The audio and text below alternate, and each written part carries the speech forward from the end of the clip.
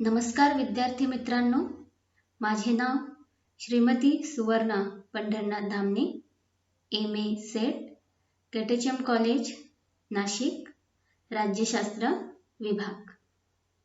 आज आपण राजकीय समाजशास्त्र या विषयाच्या पहिल्या प्रकरणामध्ये राजकीय समाजशास्त्राचा आंतरविद्याशाखीय दृष्टिकोन म्हणजेच इतर शास्त्रांशी त्याचा असलेला संबंध अभ्यासणार आहोत। जे विविध सामाजिक शास्त्र आहे त्या सामाजिक शास्त्रांचा राजकीय समाजशास्त्रावर कसा प्रभाव पडतो आणि त्यामुळे एक प्रकारे या विषयाची व्यापकता किती वाढते, याशिवाय समाजातल्या भिन्न स्तरावर कशा पद्धतीने हा अभ्यास महत्त्वपूर्ण ठरतो, ज्यामुळे आपण आपल्या राजकीय आणि सामाजिक ज्या समस्या आहेत त्या सोडवू शकतो। तर आपण आता त्या दृष्टिकोनातून आपल्या व्याख्यानाला सुरुवात करूया। जेव्हा आपण एखाद्या विषयाचे अध्ययन करताना आपले लक्ष केवळ त्याच विषयावर केंद्रित न करता त्याला समजून घेण्यासाठी इतर संबंधित विषयांचा आधार घेतो, तेव्हा त्या पद्धतीला आंतरशाखीय अथवा आंतरविद्याशाखीय दृष्टिकोन असे म्हटले जाते। राज्यशास्त्र असेल, समाजशास्त्र असेल किंवा मानसशास्त्र, अर्थशास्त्र, इतिहास असे सामाजिक शास्त्र असतील जे परस्पर संबंधित विषय आहेत।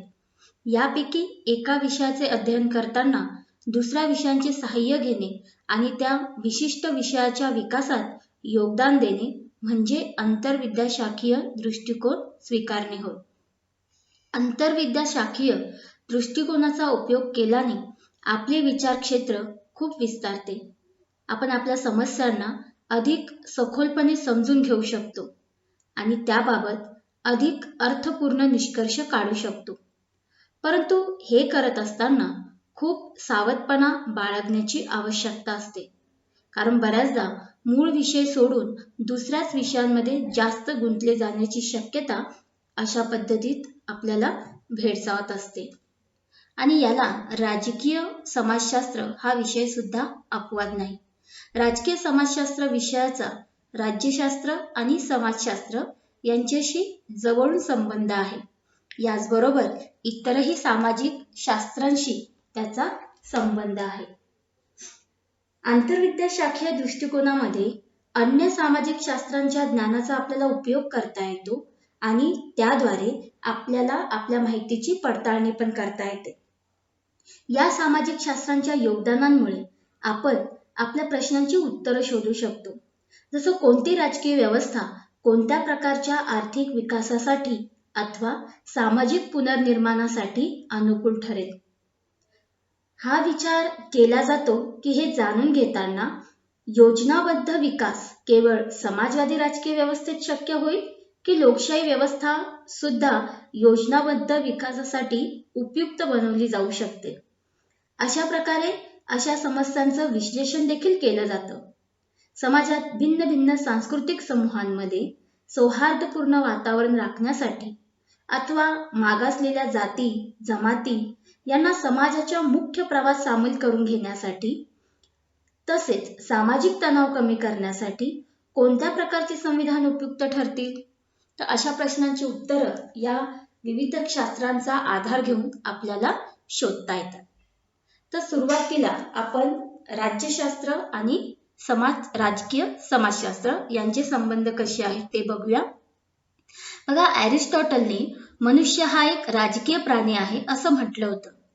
अरिस्टॉटलने इतर प्राण्यांमध्ये न आढळणाऱ्या मानवी स्वाभाविक क्षमतेचं एक प्रकारे अधोरेखन केलं।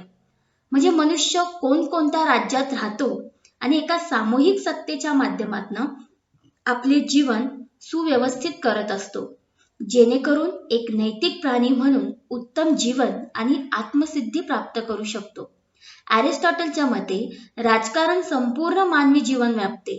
याशिवाय अरिस्टॉटलने विविध शासनांचा अभ्यास करून राज्यांचं वर्गीकरण देखील केलं आहे। प्लेटो देखील सद्गुणाच्या आधारावर आदर्श राज्याचा विकास मान्य करतो। राजकारण ही मानवाची अशी विशेष कृती आहे जी समाजातील विभिन्न समूहांच्या माध्यमातून व्यक्त होते।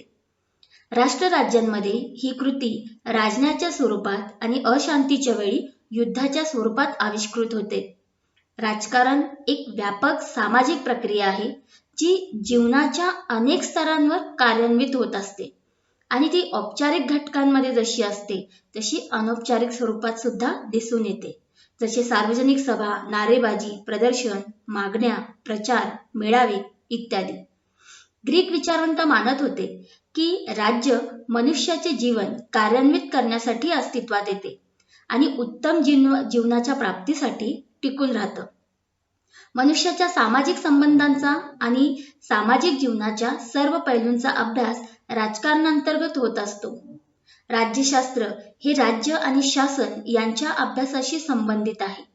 राजकारणाच्या माध्यमातून समाजात संबंध निर्माण होतात आणि त्यातूनच सार्वजनिक हित साध्य केले जाते. राजकारणात मनुष्याच्या सार्वजनिक धोरण आणि सार्वजनिक निर्णयांना प्रभावित करणाऱ्या घटकांचा देखील अभ्यास केला जातो. याचबरोबर थॉमस हॉब्स यांनी त्यांच्या लेविएथान यात राजा आणि प्रजा यातील सामाजिक संबंध गरजेचे असल्याचे म्हटले आहे. राजकीय समाजशास्त्रामुळे राज्य आणि समाज यातील या सीमा पुसट झालेल्या दिसतात. राजकीय प्रक्रिया आणि सामाजिक प्रक्रिया यांच्या अभ्यासावर एक प्रकारे भर दिला जातो आहे. राजकीय विचारांचा सामाजिक दृष्टीने समजून घेण्याचा प्रयत्न होतो आहे. वर्तनवादी दृष्टिकोनामुळे राज्यशास्त्राचे राजकीय समाजशास्त्रात भर पाडू शकले. जसे पारंपरिक राज्यशास्त्र सामाजिक व्यवस्थेचा विकास आणि सुव्यवस्थेसाठी जागृत आहे, त्याचप्रमाणे राजकीय समाजशास्त्र धोरणांमध्ये सुसंघटित राज्यसंस्थेमध्ये कोणताही व्यत्यय आणि संघर्ष होऊ नये यासाठी प्रयत्नशील असल्याचं दिसून येतं. दुसरा मुद्दा येतो इतिहास आणि राजकीय समाजशास्त्र. आता राज्यशास्त्र आणि समाजशास्त्र यांचं एकीकरण असणाऱ्या राजकीय समाजशास्त्रात इतिहासाच्या उपयोगाबाबत सुद्धा आपण दोन पद्धतीने विचार करू शकतो. पहिलं तर राजकीय घटनांचं विश्लेषण करण्यासाठी आणि सामाजिक घटकांचं सुद्धा की तुलनात्मक अध्ययनासाठी राजकारणाशी संबंधित संकल्पनाच्या पडताळणीसाठी आवश्यक ती माहिती जी आहे ती आपल्याला इतिहासातून मिळवता येते. उदाहरणार्थ समकालीन भारतीय राजकारण समजून घ्यायचं असेल तर मग भारतीय इतिहासाच्या कालखंडात आपल्याला डोकावून बघावं लागतं. मग भारतीय जनतेला कोणत्या तत्वांनी एकत्रित बांधलेलं आहे किंवा कोणत्या गोष्टींमुळे किंवा कोणत्या तत्वांमुळे विभाजनाची आणि फुटीरतेची बीजे रोवली गेली आहेत, कोणकोणत्या अवस्थेमध्ये भारताने बाह्य आक्रमणाचा मुकाबला केला आहे, अशा पद्धतीने. आणि दुसरी पद्धत अशी येते की जेव्हा इतिहासाच्या केवळ घटनाक्रमाच्या विवरणांच्या रूपात न पाहता त्या घटनांमध्ये कार्यकारण संबंध देखील प्रस्थापित करू लागतो. इतिहासाला केवळ शासक, सेनापती, कालखंड, युद्ध इत्यादींचंच विश्लेषण किंवा विवरण नाही मानत, तर जनसामान्यांची व विभिन्न सामाजिक रचनांची भूमिका, सांस्कृतिक आंदोलनं, आर्थिक परावर्तन, त्यांचा प्रभाव, साहित्य, कला आणि धार्मिक प्रवृत्ती अशा सामाजिक प्रक्रियांचं विश्लेषण सुद्धा त्याच्यामध्ये महत्त्वपूर्ण असते. इतिहासातील सामग्रीचा वापर काही निवडक संदर्भातच केला जातो. हे सत्य आहे की वर्तमानकालीन घटनाची पार्श्वभूमी भूतकाळातच असते आणि त्याकडे आपल्याला दुर्लक्ष करता येत नाही. भारतीय राजकारण, समाजकारण यांचं अध्ययन करीत असताना आंतरराष्ट्रीय राजकारणाचे त्यांची ऐतिहासिक पार्श्वभूमी समजून घेणं लाभदायकच असतं. काही ऐतिहासिक विवेचनांतर्गत सुद्धा काही महत्त्वपूर्ण घटनांचं आणि परिवर्तनांचं स्पष्टीकरण देणं आवश्यक असतं. जसं आपण फ्रेंच राज्यक्रांती, बोल्शेविक क्रांती किंवा भारताच्या स्वातंत्र्य लढ्याचं जेव्हा विश्लेषण करू तर त्या संदर्भामध्ये आपल्याला ऐतिहासिक कालीन विश्लेषणाचा आधार जो आहे तो घेता येतो.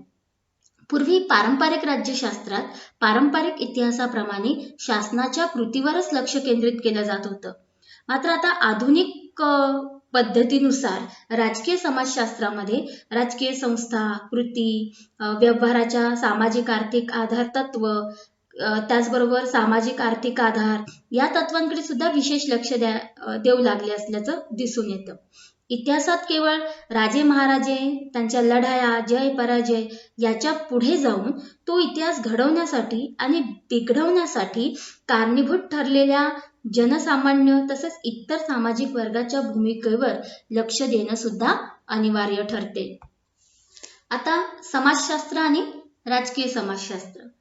मनुष्य जेव्हा समूहात राहतो तेव्हा तो कशा प्रकारे वर्तन करतो या विषयाशी समाजशास्त्र प्रामुख्याने संबंधित आहे. यात हे जाणून घेण्याचा प्रयत्न केला जातो की विभिन्न संस्था समाजात मनुष्याच्या विविध आवश्यकता कशा प्रकारे पूर्ण करतात. समाजशास्त्रात मानवी व्यवहारांची जवळपास सर्वच क्षेत्र येतात. राजकारण देखील एक महत्त्वपूर्ण सामाजिक प्रक्रिया आहे, त्यामुळे त्या समाजशास्त्राला रस असणे स्वाभाविक आहे. वास्तविक पाहता युरोप आणि अमेरिकेतील प्रारंभिक जे समाजशास्त्रज्ञ आहेत त्यांनी राजकारणाच्या अध्ययनात बराच रस दाखवला असल्याचे संदर्भ आढळून येतात. Max Weber, Robert Michel, Vilfredo Pareto आणि डुर्खाइम इत्यादी समाजशास्त्रांनी आपापल्या समाजशास्त्रीय संशोधनाअंतर्गत राजकीय विश्लेषणालाही उपयुक्त स्थान दिले आहे. ऑर्थर बेंटले याने युरोपात मूळतः एका समाजशास्त्राच्या स्वरूपात प्रशिक्षण प्राप्त केलं होतं, पण पुढे जाऊन त्याने अमेरिकेत आधुनिक राज्यशास्त्राचा अग्रदूत अशी ख्याती मिळवली. राजकीय समाजशास्त्रामध्ये राजकीय वर्तन, सामाजिक वर्तन आणि संस्थांच्या इतर आधारांमध्ये जसं सामाजिक, राजकीय, आर्थिक, सांस्कृतिक अशा इतर आधारांमध्ये सुद्धा रस निर्माण झाला आणि त्यामुळे समाजशास्त्रीय संकल्पना ज्या आहेत त्यामुळे राज्यशास्त्रामध्ये राजकीय समाजशास्त्रामध्ये एक प्रकारे नवीन विषय म्हणून त्याचा उदय झालेला दिसून येतो. वास्तविक राजकीय समाजशास्त्रात केवळ राजकीय वर्तनाचीच व्याख्या करण्याचा प्रयत्न केला जातो असं नाही, तर मॅक्स वेबर आणि रॉबर्ट मिशेल यांनी आपल्या ग्रंथांमध्ये नोकरशाही संरचनाचे जे विश्लेषण प्रस्तुत केले आहे ते विभिन्न संस्थात्मक संरचनांना लागू करण्याचा प्रयत्न केल्याचं आढळतं. जसं सरकारी यंत्रणा आहे, कामगार संघटना आहेत, राजकीय पक्ष आहेत इत्यादी. आता सार्वजनिक निर्णयात पोहोचणं हे राजकारणाचे एक ध्येय असते. हे निर्णय तेव्हाच प्रभावशाली होऊ शकतात जेव्हा भिन्न भिन्न समूह वेगवेगळ्या उद्दिष्टांनी प्रेरित आहेत हे आपल्याला जाणून घेता येते आणि कोणत्याही सामाजिक कृतीची संभाव्य प्रतिक्रिया काय असेल आणि तिच्या यशाची कितपत शक्यता आहे हे निश्चित करण्यासाठी लोकांच्या मूल्य, परंपरा, प्रवृत्ती, स्वभाव, धारणा आणि पूर्वग्रहांची माहिती घेणं आवश्यक ठरतं. अशा पद्धतीने या प्रयत्नांमध्ये समाजशास्त्र विशेषत्वाने उपयोगी पडतं आणि आजचं राज्यशास्त्र औपचारिक प्रक्रिया आणि संस्थांच्या अध्ययनापासून पुढे जाऊन अनौपचारिक संघटन आणि प्रक्रिया समजून घेण्यासाठी तत्पर आहे आणि त्यासाठी समाजशास्त्राचा आधार घेणं आवश्यक ठरल्याचं दिसून येतं. म्हणजेच राजकीय समाजशास्त्रामध्ये राजकीय संस्था, प्रक्रिया आणि विचार प्रणाली इत्यादींना सामाजिक संरचना आणि प्रक्रियेच्या संदर्भामध्ये पाहिले व पडताळले जाते. याच्यामध्ये राजकीय व्यवस्थेला सामाजिक व्यवस्थेचीच एक उपव्यवस्था म्हणून पाहिलं जातं आणि त्याच्यातच त्यांच्या परस्पर संबंधांचं संशोधन होताना आपल्याला. त्यानंतर मानसशास्त्र आणि राजकीय समाजशास्त्र यातील संबंध पाहूया. मानसशास्त्राचा संबंध जो आहे तो मुख्यतः मानवी वर्तनाची प्रेरक तत्वे जाणून घेण्याशी आणि वैयक्तिक तसेच सामूहिक वर्तनात विभिन्नता का दिसून येते याचं विश्लेषण करण्याशी आहे. काही मानवी कृती स्वतः मनुष्याच्या मानसिक जडणघडणीतून निर्माण होतात, परंतु मनुष्य विभिन्न सामाजिक परिस्थितीमध्ये कशा प्रकारे सहभागी होतो याद्वारे देखील त्यांच्या काही कृती ज्या आहेत त्या निर्धारित होतात. मनुष्याच्या व्यक्तिनिर्मितीचा आणि वैयक्तिक वर्तनाचा एक मुख्य स्रोत हा आहे की तो प्रस्तुत सामाजिक परिस्थितीत अन्य व्यक्तींशी कशा प्रकारे परस्पर क्रिया करतो. तसेच मानसशास्त्र याचा देखील अभ्यास करतं की विविध प्रकारच्या समूहांशी जोडलं गेल्यावर व्यक्तीच्या वर्तनात कोणकोणते बदल होतात आणि यातूनच सामाजिक मानसशास्त्र या विशिष्ट शाखेचा सुद्धा उगम झालेला आपल्याला दिसून येतो. मानसशास्त्र शास्त्रज्ञ जे आहेत त्यांच्या अभ्यास करताना असं लक्षात आलं की व्यक्तीच्या साधारण दृष्टिकोन ठरवण्यामध्ये सामाजिक आणि राजकीय मूल्य परंपरा असतील, प्रथा असतील तर त्यांची पण एक महत्त्वपूर्ण भूमिका आहे आणि त्यामुळे 20व्या शतकाच्या 4थ्या आणि 5व्या दशकामध्ये जेव्हा सर्वंकष राजकीय आंदोलनं झाली, त्यावेळी मानसशास्त्रज्ञात अधिकारवादी व्यक्तिमत्वाच्या विश्लेषणाची प्रेरणा दिली.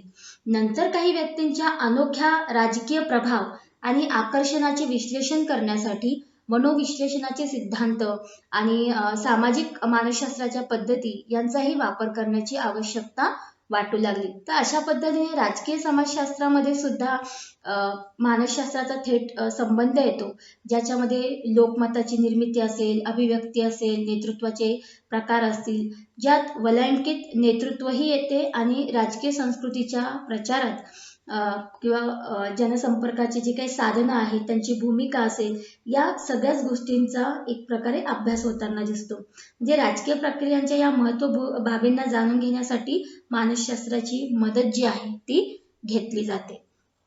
त्याच्यानंतर आहे मानववंशशास्त्र आणि राजकीय समाजशास्त्र.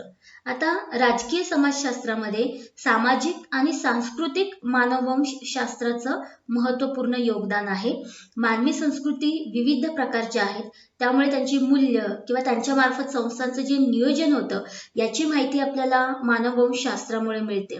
त्यामुळे राजकीय समाजशास्त्र आणि मानववंशशास्त्र हे अभ्यासाच्या दृष्टीने एकत्रित बांधले जातात. राजकीय सामाजिकीकरण, राजकीय संस्कृती, राजकीय सहभाग, राजकीय भरती, त्याच्यानंतर राजकीय शिक्षण, राजकीय विकास यासारख्या संकल्पना ज्या आपण राजकीय समाजशास्त्रामध्ये बघतो त्या मानववंशशास्त्रातूनच घेतलेल्या आहेत. राजकीय समाजशास्त्रात देखील मानववंशशास्त्रासाठी एक पूरक वर्तनवादी पद्धती पुरवल्या आहेत. विशेषतः जे सामाजिक शास्त्रातील शास्त्रीय क्रांतीनंतर आपल्याला हा भाग बघायला मिळतो. तर अशा पद्धतीने मानववंशशास्त्र सुद्धा राजकीय समाजशास्त्राच्या दृष्टीने खूप महत्त्वपूर्ण आहे. त्याच्यानंतर येतं संख्याशास्त्र आणि राजकीय समाजशास्त्र. आता राजकीय समाजशास्त्राने संख्याशास्त्राचं महत्त्व ओळखलं आहे आणि त्याचा उपयोग समाजात आणि प्रशासनात मोठ्या प्रमाणात होतो हे सुद्धा लक्षात येतं.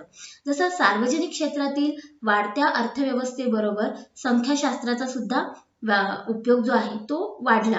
आता संख्याशास्त्रामुळे काय करता येतं की कर आकारणी असेल, लोकसंख्या वाढ असेल, सरकारी हिशोब असतील, लष्कराचा खर्च असेल, निवडणुकीची माहिती असेल, एव्हाना लोकांचं या संदर्भामध्ये जे काही राजकीय, सामाजिक, आर्थिक इत्यादी प्रक्रियांचा जो परिणाम होतो त्यांची संख्यात्मक मोजणी करण्यासाठी सुद्धा उपयोग होऊ लागला. म्हणजे संख्याशास्त्राची पद्धती आणि कल्पना यांचा परिणाम निवडणुका, मतदानाच्या माहितीवर झाला, आदान प्रदानाच्या ज्या प्रक्रिया आहेत किंवा ज्या पद्धतीने आंदोलनं केली जात आहेत, ज्या पद्धतीने दबाव गट असतील, राजकीय पक्ष असतील किंवा इतर ज्या समाजातल्या संस्था आहेत त्या ज्या पद्धतीने आपल्या भूमिका निभावतात, तर त्यांच्या आधार जो आहे तो सुद्धा संख्याशास्त्रीय विषयाच्या अनुषंगाने पडताळला जाऊ लागला. यामुळे राजकीय समाजशास्त्रामधील ज्या काही जुन्या कल्पनांच्या उपयोगाबद्दल शंका निर्माण झाली, तर राज्यशास्त्र आणि समाजशास्त्र या दोघांचं एकीकरणाच्या दृष्टिकोनातून त्यांचा संख्याशास्त्रीय अभ्यास सुद्धा कसा एकत्रित केला जाऊ शकतो यावर भर दिला गेला. आणि राजकीय व्यवस्था असतील, त्यांची कार्य असतील, संस्था आहे किंवा सामाजिकीकरण आणि संस्कृतीसारख्या संकल्पना आहे या राजकीय समाजशास्त्रामध्ये तेवढ्या प्रभावाने स्वीकारल्या गेल्या. त्याच्यानंतर पुढचा विषय येतो अर्थशास्त्र आणि राजकीय समाजशास्त्र. आता अर्थशास्त्र हा भौतिक उत्पादन, वितरण आणि विनिमयाच्या प्रक्रियेद्वारे मनुष्याच्या सामाजिक व्यवहारांवर प्रभाव टाकत असतो आणि याच्या विश्लेषणाचा जो काही संबंध आहे तो राजकीय समाजशास्त्रामध्ये पडताळला जातो. कारण जसं आपण म्हणतो की आर्थिक संसाधनांचा उपयोग असेल तर तो कोणत्या निर्णयांनी प्रभावित होतो, तर राजकीय आणि सामाजिक प्रभाव जो आहे तो त्या निर्णयांना प्रभावित करत असतो. याशिवाय भांडवल, श्रम, वस्तू यांच्या उपयोगाशी संबंधित सुद्धा ते निर्णय जे आहेत ते प्रभावित होत असतात आणि याच माध्यमातून जे बिगर आर्थिक तत्व आहे ते देखील प्रभावित होतात. म्हणजे जसं सांस्कृतिक मूल्य आहे, व्यक्तीचे व्यक्तिमत्व आहे, राजकीय गरजा आहे, सामाजिक परिस्थितीचा विचार आहे, तर यांचा सुद्धा प्रभाव जो आहे तो त्यावर पडताना दिसून येतो. आता अर्थव्यवस्थेला केवळ बाजारपेठेच्या शक्तीशी व खुल्या स्पर्धेशी आपण जर जुळवलं तर सामाजिकदृष्ट्या विनाशकारी परिणाम घडून आलेले दिसतात. जसं आर्थिक विषमतेमध्ये बेसुमार वाढ झाली, निर्धन आणि दुर्बल वर्गांचं शोषण झालं, समाजामध्ये तणाव आणि संघर्षाचं वातावरण निर्माण झालं. यामुळे आर्थिक घडामोडींच्या नियंत्रणाची गरज भासू लागली आणि अर्थव्यवस्थेला सार्वजनिक नियंत्रणाखाली ठेवण्याच्या विचाराला महत्त्व दिले जाऊ लागले. आता कोणतीही राजकीय व्यवस्था तोवर स्थिर राहू शकत नाही जोपर्यंत परस्पर विरोधी ज्या काही समाजातल्या मागण्या आहेत त्या सामंजस्य प्रस्थापित करत नाही किंवा तिच्या क्षमतेचा ते प्रत्यय देत नाही. यामुळे आर्थिक शक्ती आणि तत्वांची खोलवर जाण असणं आवश्यक ठरतं. त्याच्यानंतर परदेशी व्यापार क्षेत्र असो किंवा देशांतर्गत आर्थिक जीवनाच्या नियंत्रणाची बाब असो, आपल्या राज्याचं कोणतंही धोरण अथवा निर्णय तोवर सार्थक होऊ शकत नाही जोवर त्याच्याशी संबंधित आर्थिक प्रश्नांना नीट समजून घेऊन सोडवलं जात नाही. म्हणजे एक प्रकारे राज्य जेव्हा योजना निर्मितीच्या क्षेत्रात प्रवेश करतं तेव्हा ते कल्याणकारी राज्य, समाजवादी राज्य अशा पद्धतीने स्वतःला एक प्रकारे समोर उभं करतं आणि नागरिकांच्या आर्थिक सुरक्षेची एक प्रकारे जबाबदारी सांभाळतं. त्यामुळे बघा, जसं रोजगार हमी योजना असतील ज्याच्या माध्यमातून लोकांच्या राहणीमानाचा स्तर कसा वाढवता येऊ शकतो, शालेय स्तरांवर मुलांना एक पोषण आहार देऊन त्यांच्या आरोग्याचं किंवा त्यांच्या योग्य पोषणाची कशी काळजी घेतली जाईल, किंवा त्यांचं सार्वजनिक शिक्षण जे आहे, हे विशेष कार्यक्रम जे आहे ते त्या माध्यमातून घेता येतात. तर आजच्या युगात विकसनशील देश असतील जे विशेषतः गरिबीसारख्या बिकट आणि गंभीर समस्येचा सामना करत आहेत, तर जोवर राजकारण आर्थिक समस्यांना प्रभावीपणे सोडू शकत नाही तोपर्यंत ते सार्थक बनू शकत नाही. मार्क्सवादी सिद्धांताने सुद्धा संपूर्ण राजकारण हे आर्थिक सत्ताने नियंत्रित होतं असं म्हटलेलं आहे. त्यामुळे उदारमतवादी दृष्टिकोनातून विचार केला किंवा मार्क्सवादी दृष्टिकोनातून विचार केला तरी अर्थशास्त्राचं ज्ञान जे आहे ते राजकीय समाजशास्त्राच्या दृष्टिकोनातून आवश्यक ठरतं. अशा पद्धतीने या विविध शास्त्रांचा आपल्या राजकीय समाजशास्त्राशी संबंध असल्याचा दिसून येतं आणि त्या आधारावर त्याची व्यापकता सुद्धा तितकीच वाढलेली लक्षात येते.